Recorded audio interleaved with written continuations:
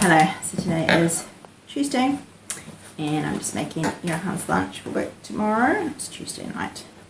Tonight we had chicken and korma for dinner.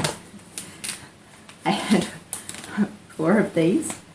We went to a shop that sells things that are like just past best before dates, so they're cheaper, and they have like 4 for this price or 3 for this price. So Johan brought these, so he loves to buy things like that. So I tried out one of them tonight. Thankfully they tasted really good, so I got 3 more to use up. Yeah, Johan wanted the leftovers in his lunch today, tomorrow.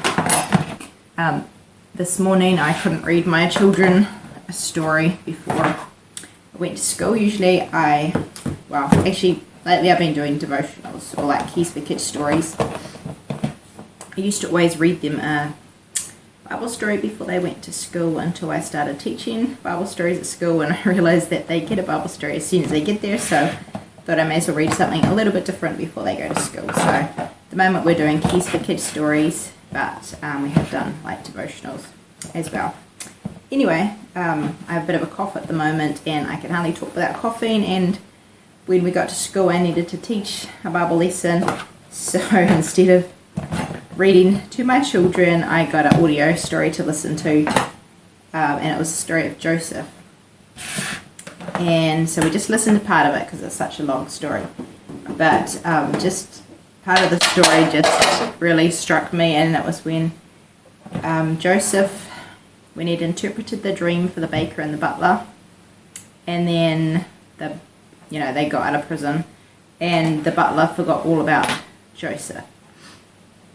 And I was just saying how sometimes we can feel let down by people, and the Bible doesn't really say how Joseph felt about everything or what he thought, but I know if it had been me I would have felt really let down, maybe angry, disappointed, because that person forgot about you.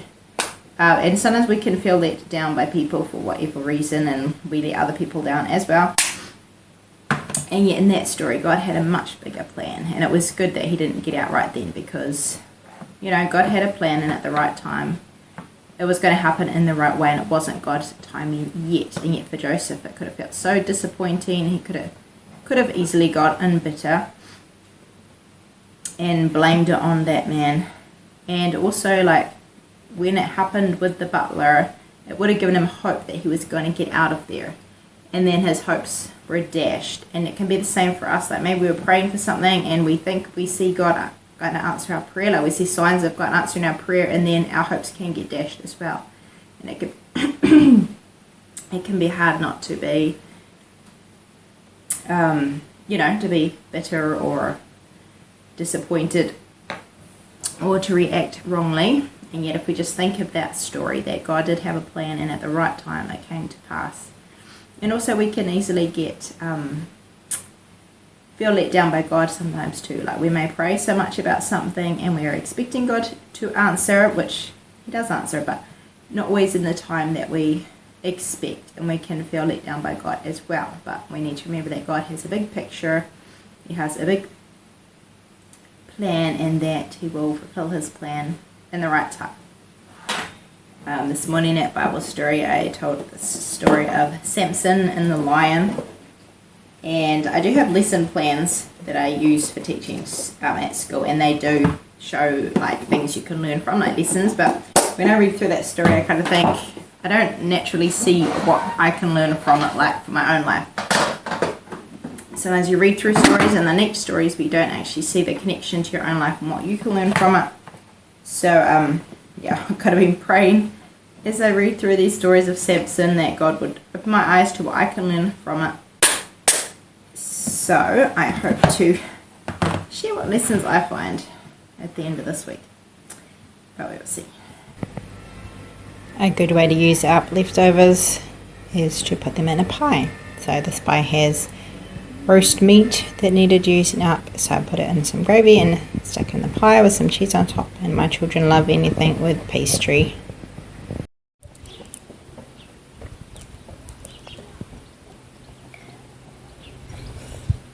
Is that fun? Yes. We just get our driveway fixed up. Lydia is delighted because she absolutely loves stones.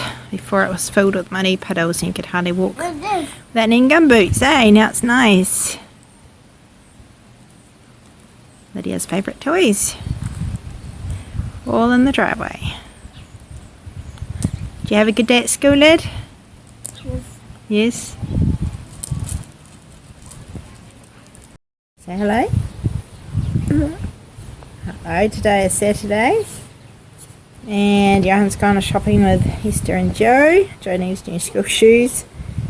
Hannah's in the shower, and me and Lydia are sitting in the sun.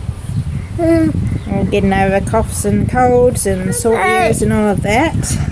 And it makes us feel very tired. But it's spring and the sun is shining and the flowers are flowering and the ground is drying up. So it's very nice. Lydia, have you had a good week at school? Do you like school? Is it fun? What did you do at school? Did you do painting? Yeah?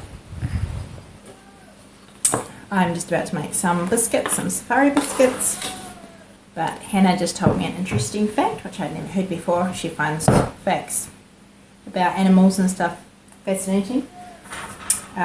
Just like me, but anyway, she said that a black widow spider eats her husband, and that's why they're called widows.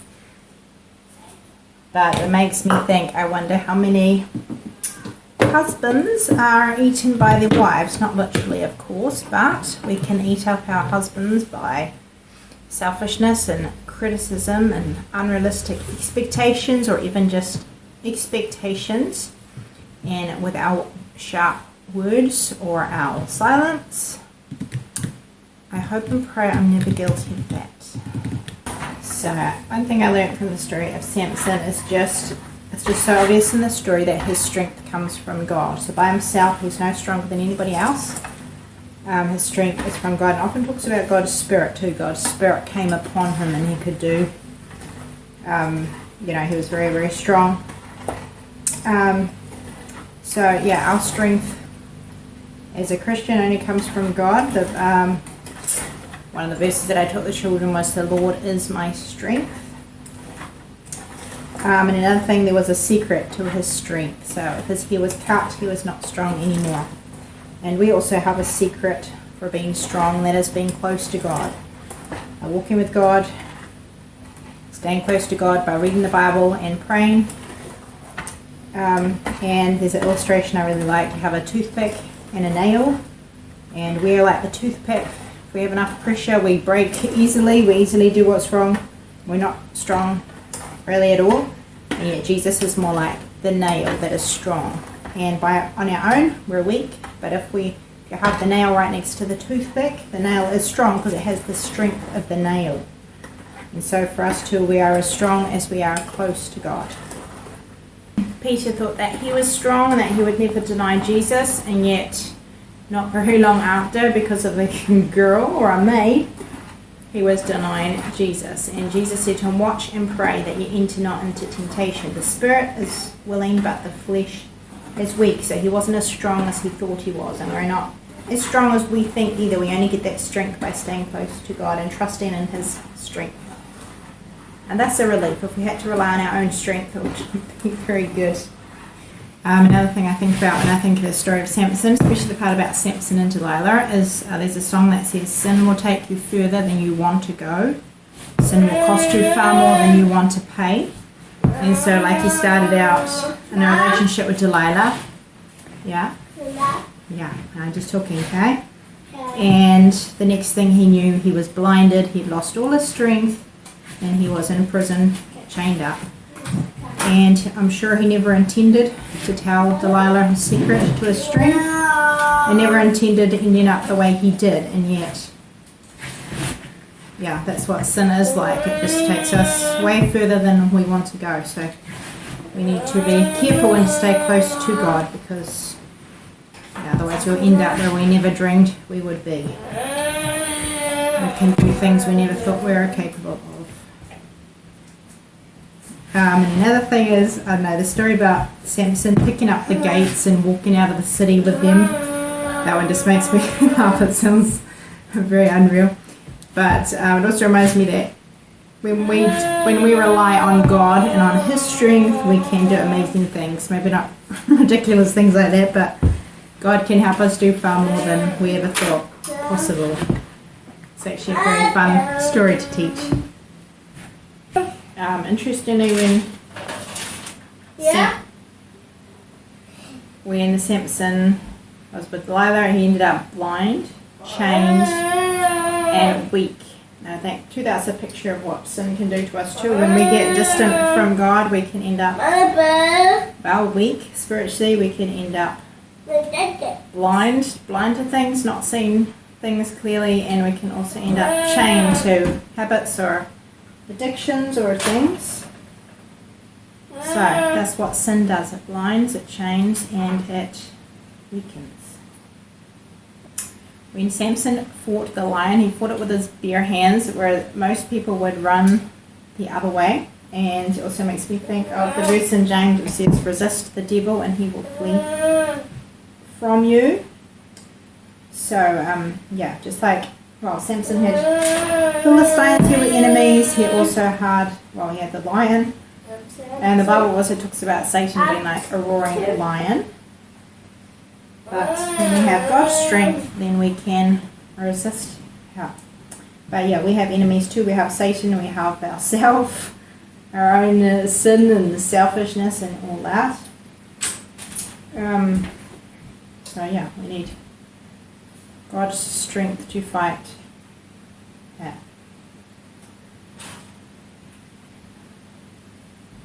And the verse says, the Lord is my strength and my shield. My heart trusted in Him, and I am helped. Therefore, my heart greatly rejoiceth, and with my song will I praise Him. So, God is our strength, but our shield as well, our protection against our enemies. And I'll finish with one last thought. So, in one of the stories, Samson had a victory against the Philistines with a jawbone. And afterwards he said, with my jawbone I've done this. And so he didn't give God any credit, and yet it was only with God's strength that he could do that. And we can be so easily the same. We can so easily forget to give God the glory for helping us. And we need to remember that we can't do anything without God's help. And it also reminds me of the song, the Ron Hamilton song that's called Lord, I Need You. I need you even when everything's going well, even when the sun is shining. And when everything is going well, it's so easy to just think that we've done it, like to not give God the glory. We don't always think about then how much we actually need God. Yet we are dependent on God for everything. So if He helps us, we need to give Him the credit. Because he took the credit, and then the next thing he knew, he was nearly dying of thirst. He was so weak because he didn't have any water to drink. And so then he prayed to God and he said, it's because of you that I won this battle. Now please give me water because I've got no strength left and the Philistines will get me. And so we can feel really strong and take the credit ourselves, and then it doesn't take much to humble us and realize how much we actually need God. A nice slice recipe that doesn't need icing is chocolate chip Anzac slice and henna lent makes at school. So if I remember, I'll put the recipe in, and it looks like this.